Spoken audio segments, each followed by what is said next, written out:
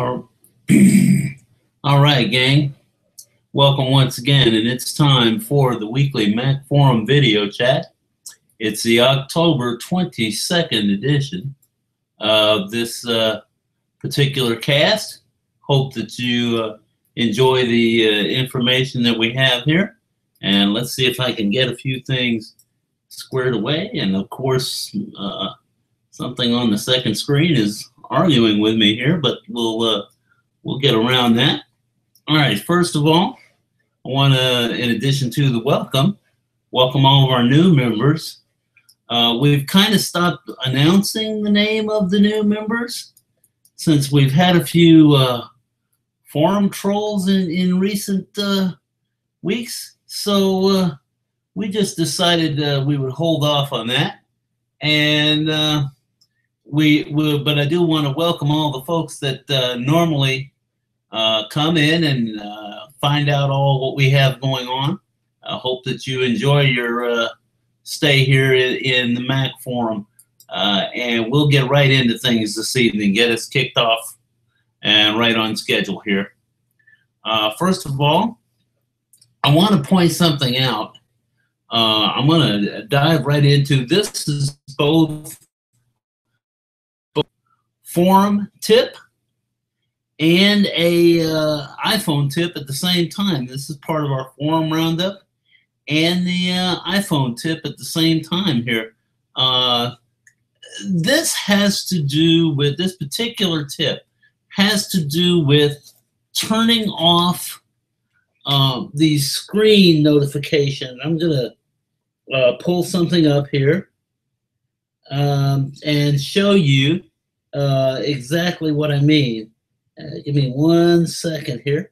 Get something going. All right. Normally, when you add something, I'm just going to add something to the calendar here. Normally, when you add something, you have some notifications that pop up. As you can see right there, I've got a few things, a few potential words that pop up right there, telling me what some suggestions. And as I type, these adaptations, these things adapt and try to predict what happens. Well, what if you want additional screen real estate and you don't want these suggestions to pop up? Okay, I'm going to show you one way to take care of that situation here. All right, and if we want to hide that suggestion bar, all right, one of the ways that we can do that is we're going to go, I'm going to open my settings here. Let me go back to my iPhone screen and I'll show you how to do it. We're going to go, we're in general, and we're going to go to, let's scroll down until I find the keyboard option. And there are a couple of things I can control here. Shortcuts, predictives, etc., etc., etc. If you turn off predictive, okay? If you turn that predictive option off, now I'm going to go back to my calendar. All right, now you'll see that that text box there that was there before is now gone. So that's one way to get rid of that. Buy yourself a little bit of extra screen real estate. And the in the article that I linked to, they give you a couple other ideas for how to get rid of it. But as you can see, you can control a lot of different things on that screen in terms of getting rid of things that you don't want, enabling things that you do want, and having some control over that. I know many of us probably do not check out those kinds of things very often. I've been able to find some interesting things in those in some of those settings before. So check those out. That's something not everyone plays around with. All right, and I got 2 copies of that page. We'll get rid of one of them. All right, Another thing that came up in the forum, and I don't have the specific forum thread associated with this one, there is a new WPA2 attack, a vulnerability in the WPA2 security protocol that can be applied to wireless routers, wireless devices. I think it would be more of an issue if you routinely access public Wi-Fi unsecured by passwords, but it does point out, I'm going to use this as an opportunity to point out to you the importance of keeping both your device OS up to date, and also keeping your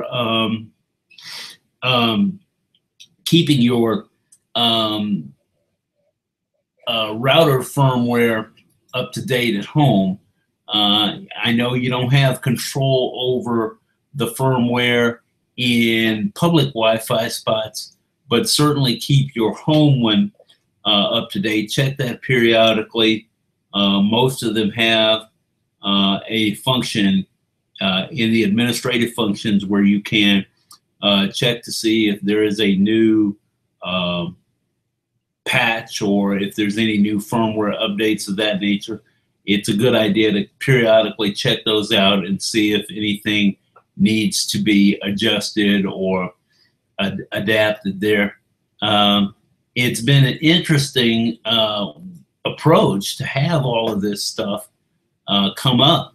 You know, it seems like every time I turn around now, there's some kind of security vulnerability, not necessarily in the operating systems themselves, but in these Wi-Fi protocols that kind of make man-in-the-middle kind of attacks possible. Now, the vulnerability that you have is going to depend on a couple of things. If you don't travel a lot and use unknown networks, vulnerability is probably a little bit less than it would be. You know, if you're at home and you use your own wireless network, especially if you don't have neighbors nearby that might be trying to poach your signal, or, you know, strangers roaming around trying to poach your signal, your vulnerability is going to be a lot less than someone who is constantly roaming around using public Wi-Fi spots routinely. And so one of the things that you can do is to turn on the firewall settings. I generally keep those off because I'm at home, but you can turn on the firewall settings that are built into the OS. And if you're traveling, and that may give you an additional layer of protection. The way to do that is you're going to open the preference panes, system preferences. You're going to go to security and privacy. And one of your settings here, as you can see in the security and privacy preference pane, is to go into firewall. Now, right now, I have that off. And as you can see, everything is grayed out. To activate it, I would have to unlock this, enter my user password for my account, and then turn on the firewall. Okay, and you also have some controls. Let's take a look at that panel just a second. I kind of forgot there was one other thing in there besides just off and on. You can, when you turn it on, you've got some options available to you, things that you can add that you want to allow, okay?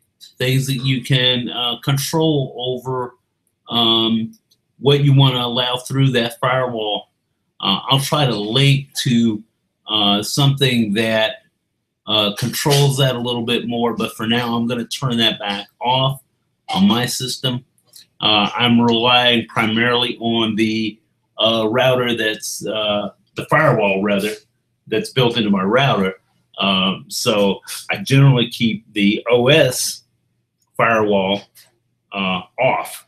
Now, I will say this, once again, on your Mac, just like on your iPhone, security a lot of times is going to involve making sure that you have the operating system up to date, because routinely, as these new vulnerabilities become available, Apple will release various patches that plug these security holes. Sometimes they do it very quietly and don't necessarily announce that they've done it.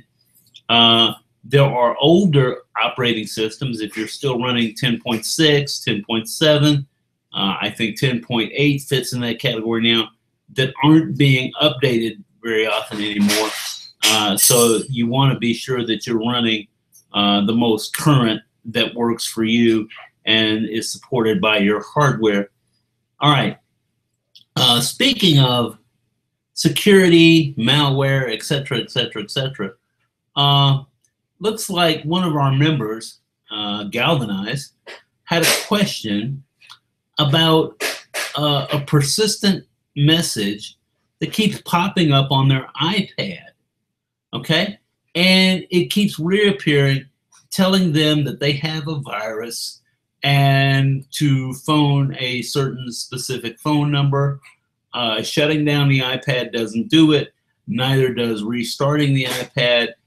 Neither of those procedures gets rid of this error message. Okay, now first of all, let's be pretty clear. The message is a scam. Okay, do not, when you get those kinds of messages, do not under any circumstances call the phone number involved. No matter how much the page might look like it's an Apple page or look like it's a legit company, do not call that phone number. Okay, the odds are heavily that it is an enormous scam trying to get your credit card number, other personal identification information. Okay, here's what you have to do on that. Okay, you want to go in and clear your Safari browsing history on your iPad. That will get that page out of there, and then you can go back to normal operations.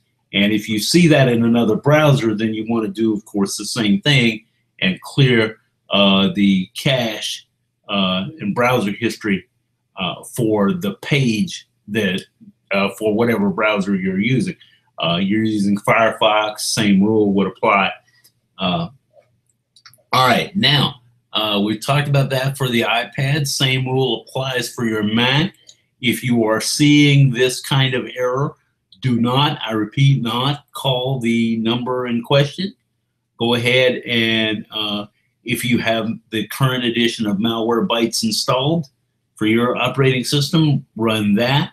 But if you don't, these kinds of browser hijacks can be cleared by first disconnecting your browser from the internet, launching the browser, and because it's disconnected from the internet, it can't go to that problematic page. And then when you clear the browser history and cache, then of course you have gotten rid of the problem, and then you can reconnect yourself to the internet. All right, a couple of other things I want to point out. One of our members wanted to know he had some questions about setting up new Apple IDs. For example, his daughter now is of an age where he thinks it's a good idea for her to have her own Apple ID, and he was trying to figure out the best way to set that up for her and at the same time preserve her having access to any content and applications that have been bought with their existing Apple ID. And so it is possible to do that, okay? And if you follow the suggestion that he came up with, all right, you will be able to do the same thing. Okay, and that is, his idea is signing out of the iCloud account on her phone first, signing out on the iPad, create a new Apple ID for her, okay? And then when you sign into that iCloud account on both devices and set the whole mess up for family sharing on her devices. So what he's going to do is sign her out of any iCloud accounts on the existing devices, create the new account for her, and sign in on those devices, and then set up family sharing. It's the family sharing side of things that will allow her to have access to the existing things that they've already added. Now, I do want to mention one thing. A lot of our forum members who have set up iCloud accounts recently have noticed that it seems to really push you in the direction of two-factor authentication. Okay? Now, some people have said that they didn't have a choice to opt out. Other people have said, yes, they did get an option to opt out of two-factor authentication. I'm going to do, I forget what the pattern is, who gets that option, who doesn't. I'll do some research on that during the coming week and let you know next week. I might spend a little bit of time next week talking more about two-factor authentication, because if you don't understand how it works, it can become a nightmare, okay? Trying to get around two-factor authentication when you don't have access to your trusted device can really be frustrating. So I'll spend some time next week talking about that. If I had really taken a good look at this thread earlier in the day, I might have been able to find the solution for you. But I'll spend some time on that next week, make sure we've got that battened down really well. One of the bits of speculation in this thread is that they didn't get the two-factor authentication question because the devices in question were iOS 9. That's not it, because I have a link in that thread to the requirements for two-factor authentication that you can see here. It has to be an iPhone, iPad, or iPod Touch that uses a passcode with iOS 9 and later, a Mac with El Capitan and iTunes 12.3 or higher.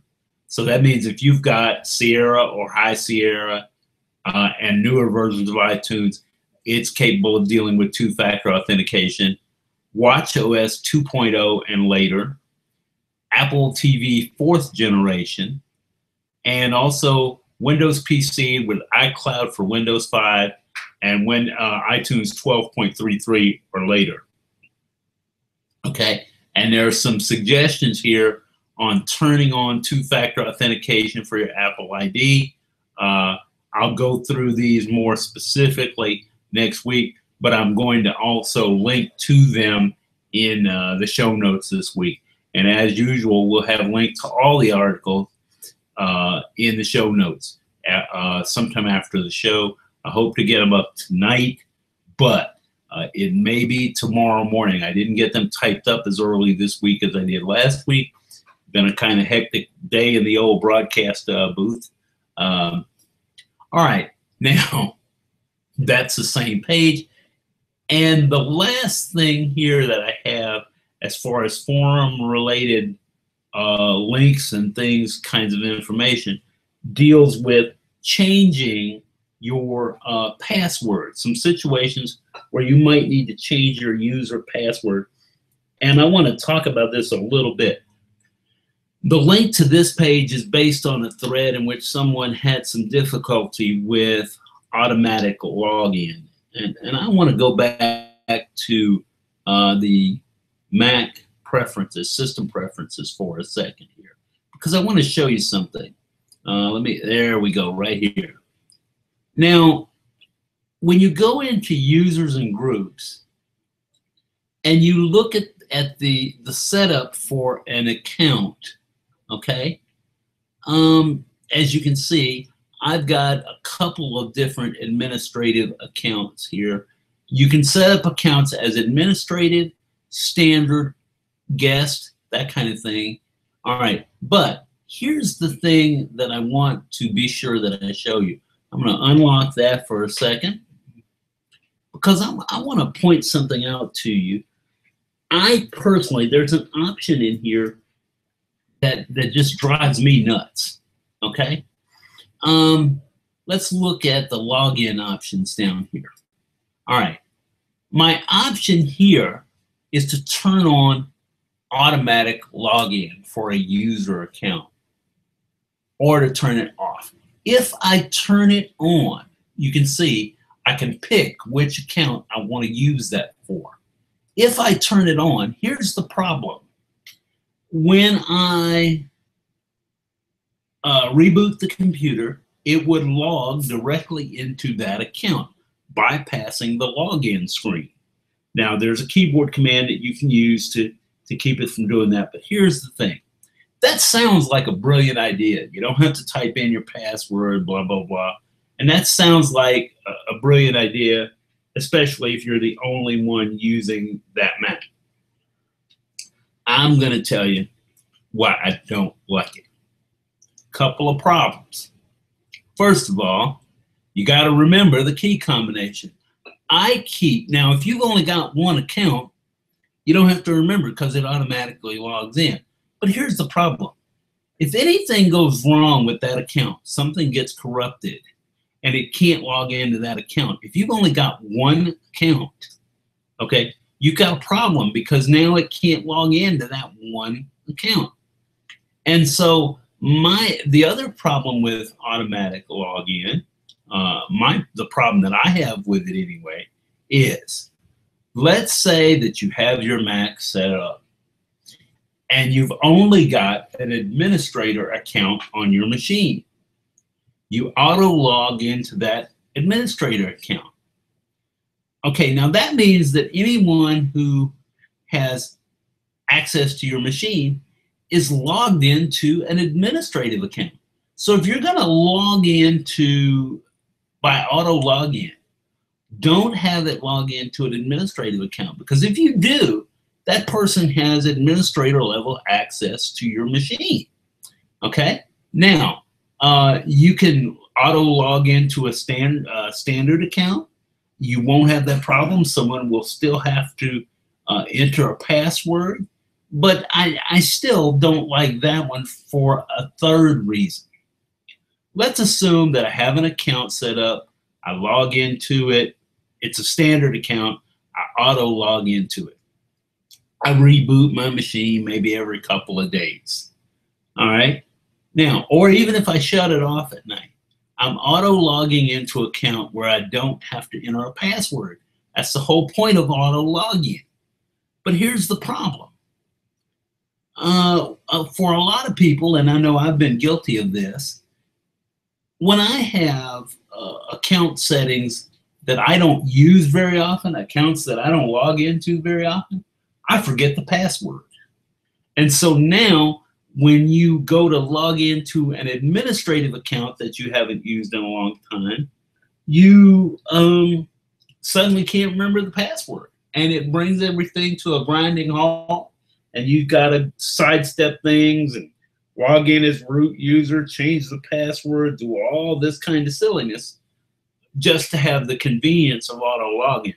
So to me, I don't like the idea of auto login. I think it creates more potential problems than it solves. Now, you might wonder why it is that I have several administrative accounts on this machine if I am predominantly the only one using the machine 99% of the time. Okay, couple things. One of these is I set up an account on my wife's name because I wanted to have a backup copy of her audiobooks and not have her library have to read all of the stuff that I have collected in my library. I don't have a problem with it, but it just kind of complicates things a little bit if on the off chance she ever decides to touch a Mac, which she has sworn not to do because she's a confirmed Windows user. I know, it doesn't make sense, but hey, that's the way it is. Now, now, see, the advantage of being a confirmed Windows machine user is it virtually guarantees that I won't touch her machine and bork something up, as I occasionally do on the Mac.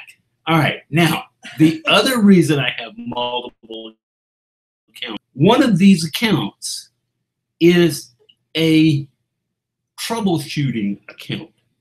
There's nothing extra installed into it as automatic login or anything like that. No login items, anything like that. Because if I have a situation where my primary account is causing problems or not behaving as it should, one of the things that I can do is log into that troubleshooting account, which is a clean account essentially. Nothing extra has been added into it.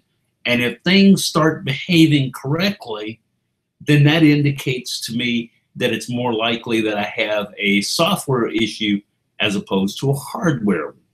I don't have to use that option very often, but it is a nice thing to have.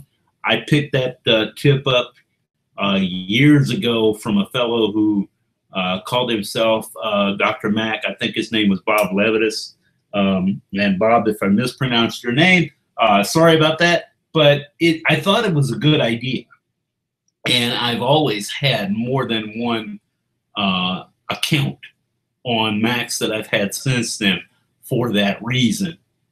So that you can see is one of the things that I've set up on my, I think I might go through some tips in the near future for new users on some setup issues that you might want to address and how to go about doing that, especially things like migration assistant if you're setting up your first account on a new Mac. There's some things that you can do that will save yourself a ton of trouble and headache and grief. Okay, now, before we run out of time tonight, I want to cover a couple of other things that that you can do, a couple of tips that you can do, and you might find these tips useful, and then I'll get to the funny of the evening, so to speak. All right, as you can see, I've got up on the screen now my iPhone screen, okay? Now, why did I put that up there? I wanted to show you something on the iPhone screen. Let me just get a couple things out of the way. All right, if I swipe up, I get access to Control Center. And you can see what I have there, okay? It's got some of the really basic stuff. Music is there. The access to the lock screen. I've got an Apple TV thing, the remote program for Apple TV. Now, that's not a standard thing. A lot of the things I have here are standard. That one is not a standard thing. How did I put that in there? Okay, let me show you where you need to go to change what is on your Control Center screen. Okay, I'm going to go back. I'm going to go to Settings. This is off of my main screen. Okay, and I'm going to go to General. Okay, and I want to take a look. Excuse me, I think I hit the wrong section. Instead of going to General, I want to go to Control Center. Okay, and I want to pick Customize Controls. Now, all the ones that are listed in red right there, you can see are the things that I already have on my control screen. I've got stopwatch, an alarm, the Apple TV remote thing, camera, calculator, timer, and flashlight. Now, all of those that are in red, the reason they're there in red is those are already on the screen, on my current Control Center screen. These that are down here in green are not on my screen at the moment, okay? And I can put them on the screen, Okay, what I'm going to put on there right now is voice memos. That's something I use occasionally. I want it on my control center screen, so I just touch it, and as you can see, it's shifted now up into here. It's turned red. That means that if everything has worked the way it should now be on my control center screen. Let's try. All right, I'm going to swipe up. I sometimes have to do it a couple of times. There we go. Now, and there you can see at the very bottom right is access to the voice memo function. Okay, there you go. So going into that control center settings, you can control what is and isn't there. And that's another one of our iOS, iPhone 11 tips for the week. Now, the funny of the week also involves iOS 11. Okay, and it has to do with this new function that they have to allow you not to be disturbed when you're driving. Okay? Apple has done this partly in response to concerns about people who are getting text while they're driving, trying to read text, etc., etc., etc. And so I wanted to point something out that's an interesting little problem for me. Okay, what's supposed to happen when you have that thing turned on is as you get in the car and the car starts moving, a function pops up that says, a message pops up that says, you appear to be driving. You will not receive notifications while you are driving. And you have the option of telling it, no, I'm not driving. And I did not, when I ran the beta of iOS 11, I had it on my iPad, so I didn't get to test that function. Well, when the final release of iOS 11 came out, I put it on my phone because it had been stable on my iPad. And I turned that function on to tell me not to get any notifications while driving, even though I don't drive. Why did I do that? I wanted to test to see how well it worked. And lo and behold, it worked. When it sensed that we were moving, it would put up a message that says, you cannot receive notifications while you are driving. That's exactly what it's supposed to do. But a couple of mornings, I got to work, and I discovered an interesting problem. I'd be at work 10 or 15 minutes waiting for the first bell class, and I'd go to check a GroupMe notification on my phone or go to look at my calendar to see what was on the agenda for the day. And that little message about you can't receive notifications while you're driving pops up. They don't know you're in the And I can make it go away, no big deal. But then one day, I knew that message had gone away because I had cleared it. I put my phone back in my pocket. I got the phone on vibrate during the day. And somewhere around lunchtime, I pulled my phone out of my pocket to check something on my calendar. Lo and behold, there's that message again. Okay, now, it shouldn't have been there because I turned it off when I got to school. I turned off that message and said, you won't receive notifications. And yet, I haven't been driving, but I'm getting that notification. So I turned it off again. I didn't think anything of it. But the last 2 or 3 days in a row, I've noticed something now. When I'm tooling around the building, going from one classroom to another, or going into the main office for whatever reason, because I don't know if it's because I'm in the wheelchair or what. I don't get it exactly. But in the middle of the day, when I'm nowhere near a car, this thing will pop back up and say, you will not receive notifications while you are driving. Apple iOS 11 is apparently trying to give me a driver's license, which I do not have. I am inside a building. I am going nowhere near street legal speed, okay? I'm not that fast, never have been. But it's kind of funny. I mean, at first I thought, okay, you know, I forgot to turn it off when I came into the building, but several days now, I know I've turned it off. The phone's been on vibrate the whole time, which is irrelevant. Vibrate versus noise it doesn't affect that at all. But I've come into the building before, gotten out of the car, turned that off when I'm in the parking lot. So that message should be clear now. I haven't turned the feature off, but the message is cleared. And then I go inside the building, and lo and behold, my phone thinks that I'm driving a car. So that's a minor little bug. I guess I need to report that one to Apple. Next time, I'll have to make sure that I put the beta on something that can test that function. I just thought it was kind of funny that that would happen. I told that I have a couple of Apple using coworkers at school. I told that to one of them, and I think he nearly hurt himself laughing.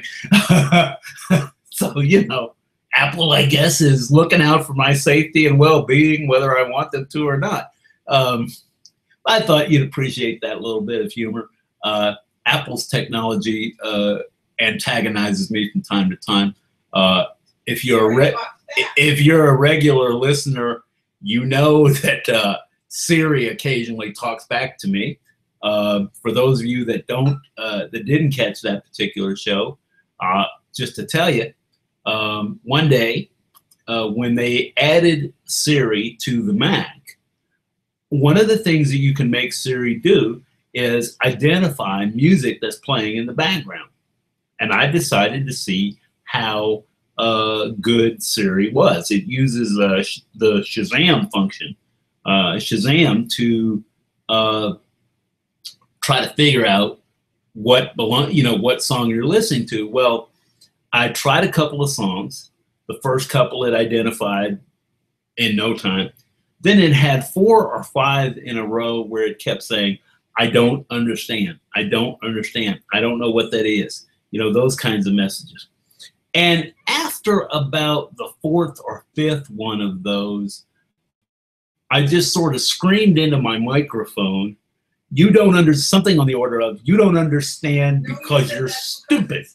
That's because you're stupid. And Siri, I guess, got a little bit insulted because the next response was, after all I've done for you, and my wife, who was sitting in the other room, heard it, and I think she heard herself laughing at Siri. So now, every once in a while, the goal is to try to figure out what it is, what kind of insult that Siri is going to say to me. Right now, I put Siri in quiet mode. It doesn't listen when I'm talking. I have to type requests into Siri. I showed you last week how to do that if you need that feature. But that's not nearly as much fun as the prospect of Siri insulting you. But I thought you might appreciate that little bit of humor. And that's going to just about do it for this week's tips and tricks. And hopefully you found some interesting information. Didn't jam as much into this broadcast as I did last week. But as usual, I'll have the show notes up shortly. If they don't go up tonight, they will be up early tomorrow morning sometime. So you'll be able to find all the information that I included, all the tips. I'll show you the pages that they came from. Next week, I'll include what I said I was going to do about two-factor authentication. And I'm probably going to include a couple more specific tips for High Sierra. I just got to go through a stack of garbage and see which ones I think would be really useful. If you got an idea for something that you'd like to know how to do, or you've got a tip that you'd like to see me include for next week, go ahead and put it in the show thread in the forum, and I'll see what I can do about squeezing it in. Until next week, this has been your host, Sylvester Rock, aka Sly Dude on the forum. You've been tuned to the Mac Forum Weekly Video Chat, and I'll see you next week on the chat. and during the week in the forum. Good night, guys.